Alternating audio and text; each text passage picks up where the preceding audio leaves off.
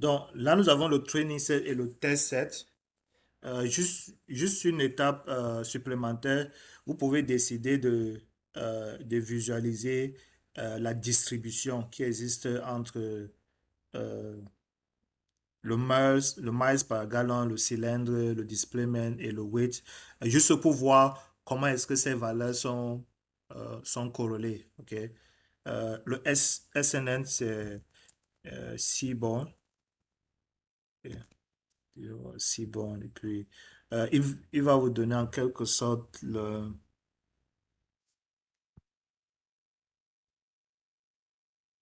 Voilà. Donc, il vous donne les informations de, qui existent entre les différentes données. Ce que l'on s'attend le plus souvent pour la donnée qu'on essaie de prédire, c'est qu'il faudrait que vos données puissent suivre euh, ce qu'on appelle Gantt distribution. OK? Donc, il faudrait que vos données se ressemblent à cette forme-là. Si vous vous rappelez de statistiques, je crois peut-être statistiques inférentielles ou bien statistiques descriptives, euh, vous avez cette distribution normale qu'on demande souvent des variables qui sont dites des variables, la variable indépendante. OK? Donc, ceci vous donne en fait une idée euh, de la corrélation qui existe entre les différentes variables. OK?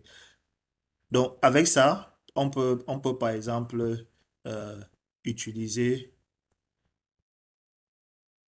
on peut utiliser cette colonne, le displacement, pour essayer de prédire le miles per gallon. OK? On peut utiliser le weight pour prédire le miles per gallon, ainsi de suite. Ok. Donc ça vous donne juste, avec une ligne de code, vous avez une idée sur la corrélation des variables. Ok. Et là, si vous ajoutez une variable qui n'a aucune information de plus à donner à votre variable de sortie, alors vous allez avoir soit euh, en fait, une courbe assez bizarre là, qui va représenter cette corrélation qui existe. Donc, ce que l'on voudrait faire ici, c'est prédire le miles par gallon, c'est-à-dire que c'est prédire le nombre de litres qui sera consommé par kilomètre. Donc, lorsque la personne va nous donner l'année de fabrication, la puissance du véhicule, euh, dans quel pays est-ce que ce véhicule a été fabriqué, euh, l'accélération, on va automatiquement lui dire quelle sera sa consommation par kilomètre. Vous voyez? S'il faudrait s'asseoir et écrire un code ou bien un programme qui permet de faire ça, vous aurez beaucoup de if. Si l'accélération, c'est ça, si l'accélération. Et parfois, l'accélération, on- puisque ça, ce sont des valeurs qui sont des valeurs continues. Donc, l'accélération peut être 12,1. Et si votre programme ne prend pas en compte 12,1, du coup, votre programme devient obsolète. Donc, un tel cas de figure demande l'intelligence artificielle pour résoudre ce cas de figure-là. Ok. Donc, pour chaque véhicule, si on vous donne ces informations, vous devez être en mesure de dire quelle sera la consommation de ce véhicule au kilomètre. OK.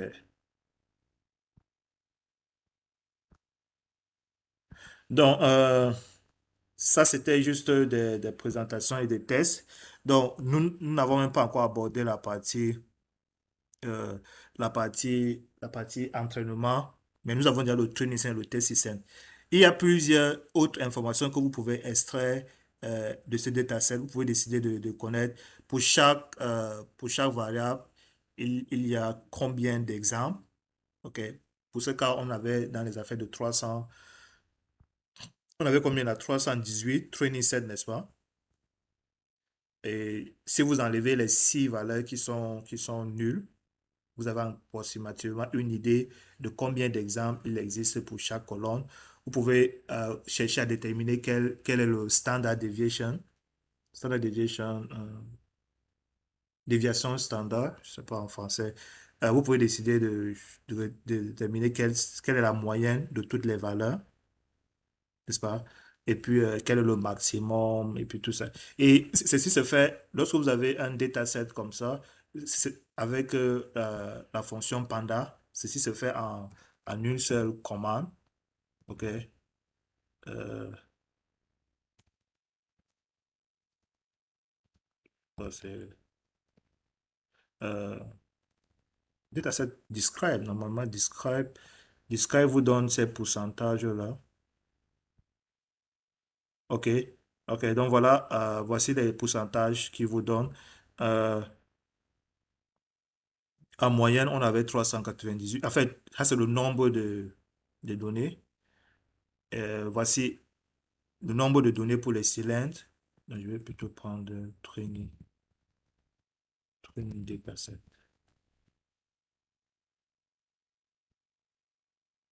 OK, donc il y a 318 et en moyenne, c'est 23 miles per gallon. C'est-à-dire que 23, bon, convertissons ça à kilomètres par litre.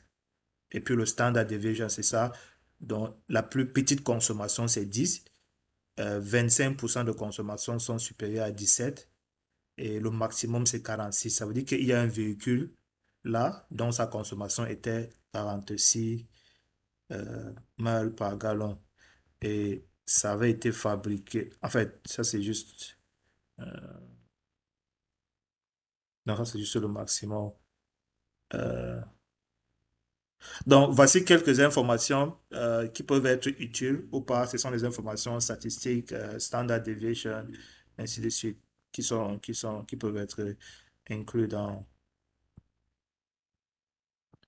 OK. Donc, le réseau de neurones, nous allons le définir après. Le réseau de neurones sera simplement un réseau de neurones séquentiel. Nous avons dit séquentiel, c'est lorsque c'est lorsque vous n'utilisez pas des convolutions. Donc, séquentiel, le plus souvent, c'est lorsque ce sont des données qui sont de type continu. OK? Euh, tous tous les réseaux de neurones à l'entrée sont connectés à tous les réseaux de neurones qui sont intermédiaires ainsi qu'à la sortie. Donc, c'est un modèle séquentiel. Par contre, si vous avez euh, yeah, ouais, c'est juste ça. Un réseau séquentiel. Donc, nous allons utiliser un réseau de neurones séquentiel euh, où le nombre d'entrées sera égal à 1, 2, 3, 4, 5, 6, 7, 8, 9, 10. OK? 10, ça c'est 10. OK, c'est en fait 10 exemples, mais un exemple sera utilisé comme étant l'exemple de sortie qui est la prédiction.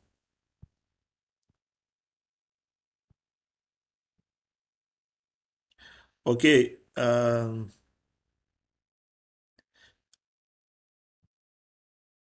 y a-t-il des questions? Je voudrais m'arrêter là. Et c'est parce que j'ai 2 heures. On m'appelle quelque part là pour une importante réunion. Donc, euh, il est 17 heures, OK? Il est 17 heures.